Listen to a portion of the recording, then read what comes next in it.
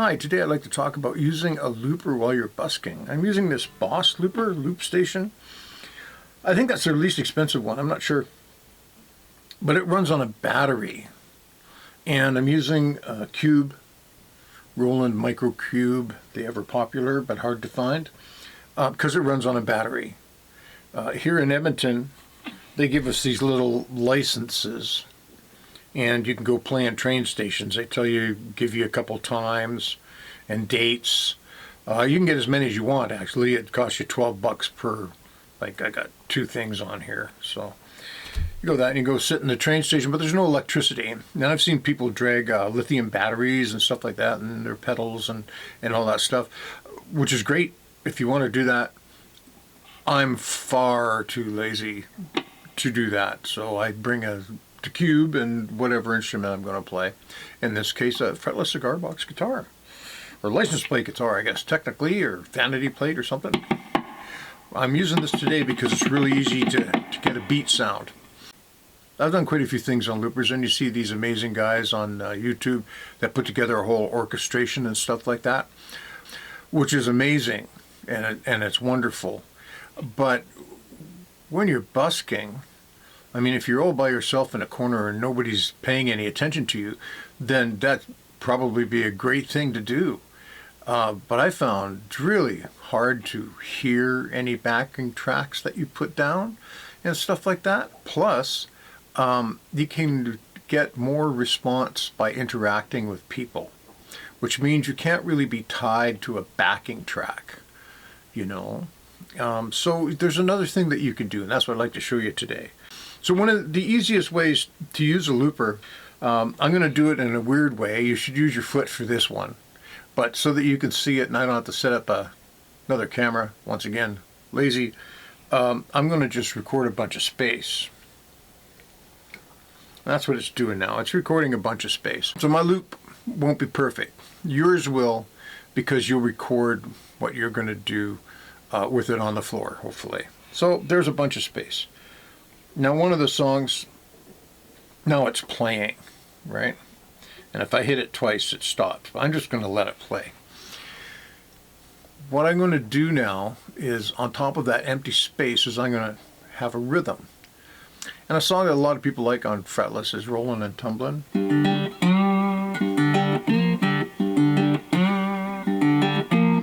Which has that kind of a feel. It's kind of neat because it's a blues, but it has more changes and stuff going on in it.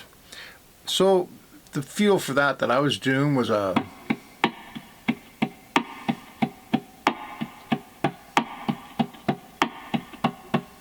like that. So I'm going to press the record part like this. Once again, it's a loop, so I don't have to really do anything. And I'm going to play that beat until I play on top of myself.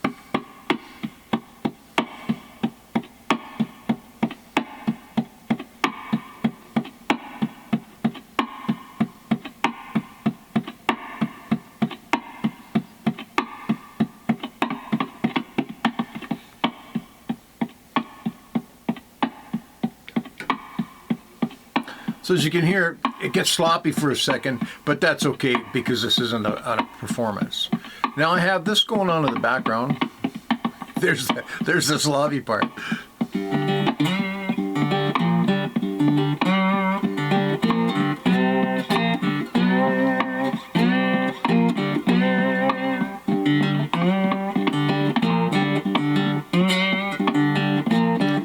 So I even got through the sloppy part okay. And there's more to that song, but that's not what this is about today. So if somebody was talking to me, let's say you, I can stop playing and I can talk to you, ignoring my looping mistake there. And I got no problem with that. And I can come back in the song anywhere I want. You know, I don't have to try to start where I stopped or worse yet, try to keep playing while you're listening to somebody. That's hard to do. It's actually easier to play and talk than it is to listen and play. So anyway, enough of that. So that's how easy it is to make yourself a little rhythm track to any song that you want to do. And of course, don't do it this way. Do it on the ground. And I'd like to point out one more thing here. Okay, I've erased everything and I'm going to record some more space. I just let it record away there while I'm talking. So if you have a song, I can't make any noise right now. If you have a song that's in a different timing, you need to be really, really aware of that. One of the songs I used to have a lot of fun with, Busking, was Norwegian Wood, because it's totally unexpected on an instrument like a fretless cigar box guitar, for instance. And a lot of people love it. You know, they really like it. It's very recognizable. But what you find is it's in a different timing. Some people say 6/8, 12/8, or you know, you could even look at it as 3/8. I'll show you why right now. Okay, so this silence is playing. I know you can't hear it. So the song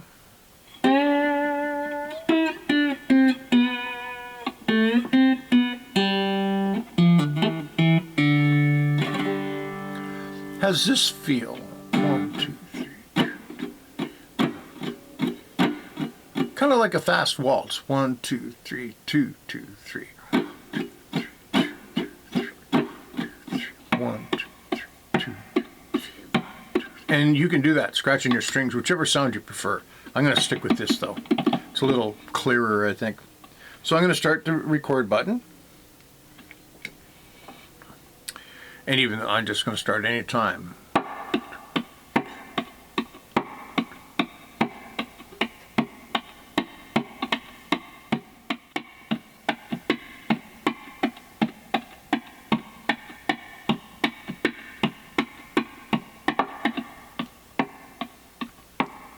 Please, did that work out correctly?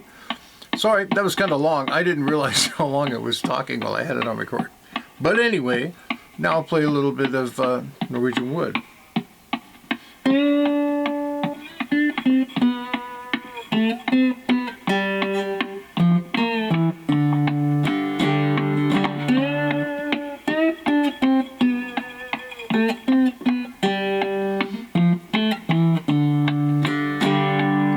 See what I mean? Just goes along with it fine. So I hope you find that helpful, because that is really the easiest way, I think, to back yourself up when you're busking. And it doesn't take any time at all to get good at it. As a matter of fact, you know, good is almost an optional term. It would be better if, don't do it up here. I did this just so you can see it, because it's really hard to get a loop to actually sync up here. Just use your foot. When you want to start recording the loop, you know, just that step, you step on it. So that's start. When you figure you've done enough, because you can just do 2 bars. You can do it really, really short.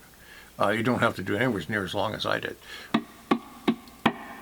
And then you press it again, and you always press on the 1 or the downbeat, because that's actually play. That's not stop and save the loop. It's actually play. So that's the trick to making your loops smooth, which at least one of mine wasn't today.